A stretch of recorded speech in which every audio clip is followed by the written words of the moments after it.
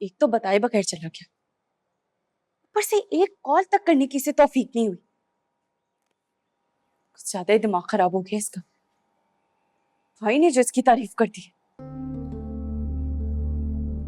दोबारा करके देखती हूँ। नहीं उठाया। भाभी, आपकी चाय बहुत स्ट्रांग बनाई है। अच्छा किया, सर दर्द से फटा जा रहा है मेरा। तो कुछ खा लेना, खाली पेट चाय नहीं पीनी चाहिए। आप नाश्ता करेंगी ना, दर्द भी ठीक हो जाएगा। हाँ, ठीक कह रही हो तुम।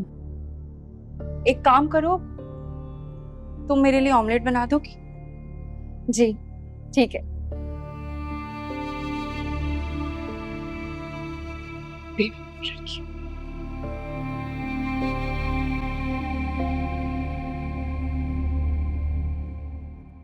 हेलो।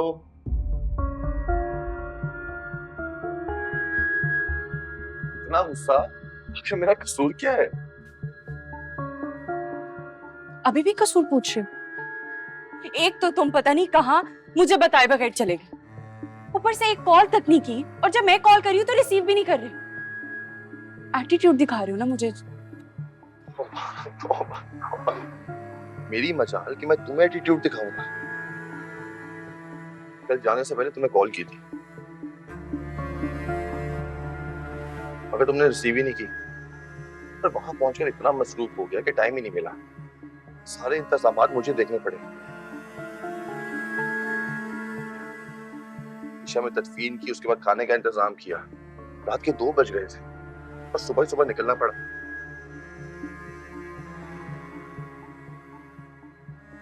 अच्छा, माफ कर दो ना, गलती हो गई। देखो कान भी पकड़ना प्लीज। लेकिन ये तो बताओ, अचानक से तुम्हारी खाला कहाँ से नमूदार हो गई? वो अम्मी की सगी चचाजाद हैं, लेकिन बहुत अजीब सी फैमिली है, गवार।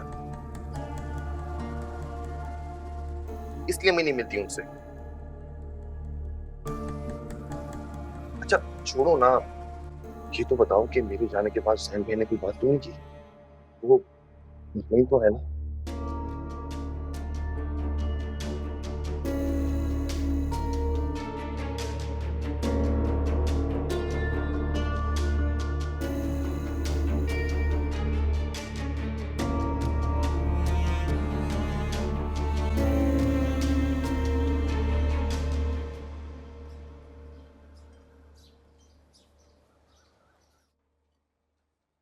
अस्सलाम वालेकुम।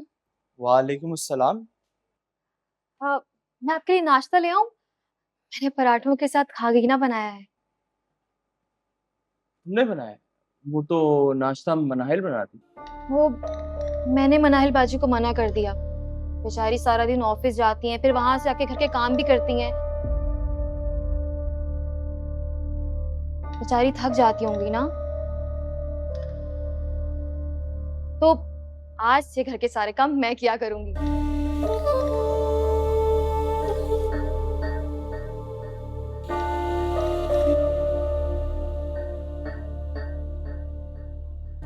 अच्छा, तो चलो देखते हैं कि कितने मजे का तुमने खागीना और पराठे बनाए हैं।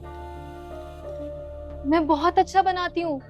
मेरी अम्मी और भाई बहुत तारीफ करते हैं। और आपको पता है, मैं खाने भी बहुत अच्छे बनाती हूँ। अच्छा, तो इसका ये मतलब है कि अब हम मजे मजे के खाने भी खाने वाले हैं।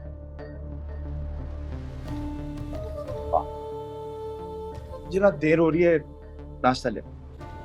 जी मैं अभी लेकर आती हूँ।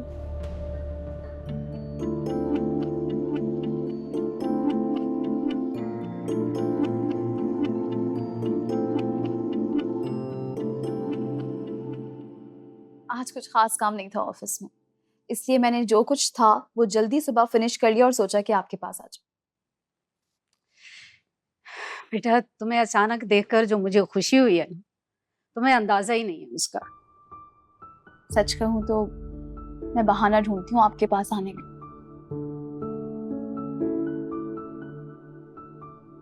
आपके साथ जो वक्त गुजारती हूँ ना आंटी, उसमें लगता है कि मेरी जिंदगी में भी कुछ है।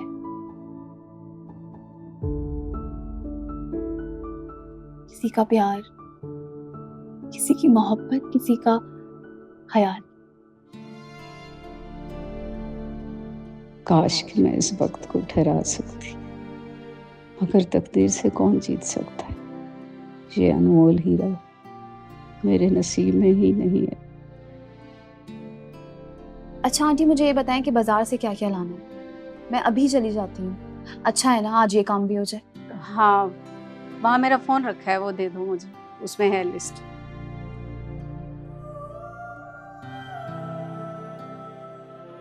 ये दीजिए अपना फोन। इधर बैठो, मेरे पास बैठो। लेकिन तुम अकेली नहीं जाओगी। कुछ नहीं होता आंटी, ऑफिस भी तो जाती हूँ अकेले। वो और बात, मैं वलीद को फोन करती हूँ, उससे बुलाती हूँ। पहले तुम लोग लंच कर लो, उसके बाद शॉपिंग पे चले जाना। मगर आंटी, माँ भी समझती हो, माँ का हुक्म नहीं मानती। आपका हुक्म सराको, मगर आप प्लीज मेरी बात समझने की कोशिश करें। मेरा वलीद के साथ हर जगह जाना अब मुनासिब नहीं। मैं जानती हूँ बेटा कि सबा का रवैया मुनासिब नहीं था। वो जानती नहीं है तुम्हें, और ना ही वो वलीद को समझती है अभी। मगर मुझे अपने बच्चों पर पूरा भरोसा है, और ये बात मैं सबा को भी समझा दूंगी। अब देखो ना, जो चीजें मार्केट से लानी है, या तो मैं ला सकती हूँ या तुम। वलीद को कोई तजुर्बा नहीं, और सबा तो रोज रोज इस्लामाबाद से आ नहीं सकती, इसलिए बेटा ये बात उसे समझनी होगी। आंटी, मुझे सबा की बात बुरी नहीं लगी। उसकी जगह अगर कोई और औरत भी होती, वो इसी तरह अपने मंगेतर या शौहर के लिए पॉसेसिव होती। वो बात तो ठीक है बेटा, लेकिन रिश्तों की बुनियाद में एतमाद सबसे अहम किरदार अदा करता है। चलो वलीद को फोन करती हूँ, मैं उसे बुलाती हूँ, देखते हैं क्या।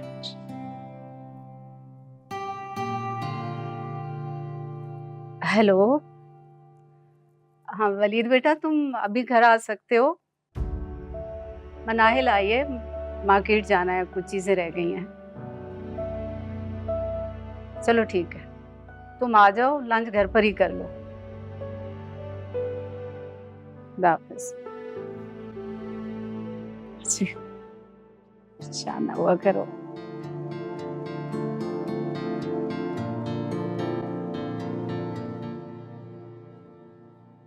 मुझे तो ये बात पता ही नहीं थी कि वलीद इतना मालदार इंसान है।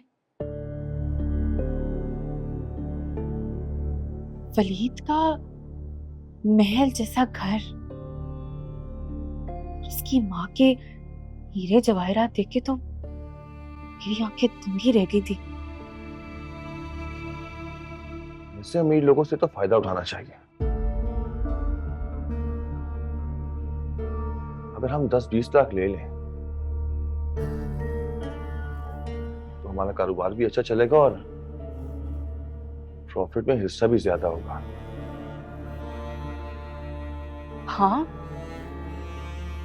मुझे तो ये ख्याल ही नहीं आया। लेकिन हनान 10-20 लाख बहुत ज्यादा होते हैं, इतने तो वो शायद ही दे। बेवकूफ, अगर तुम 10-20 लाख मांगोगी तो वो 4-5 लाख दे ही देगा। और अगर तुम 4-5 लाख रुपए मांगोगी तो 1-2 लाख में टरखा देगा। हाँ, ठीक कहा तुमने।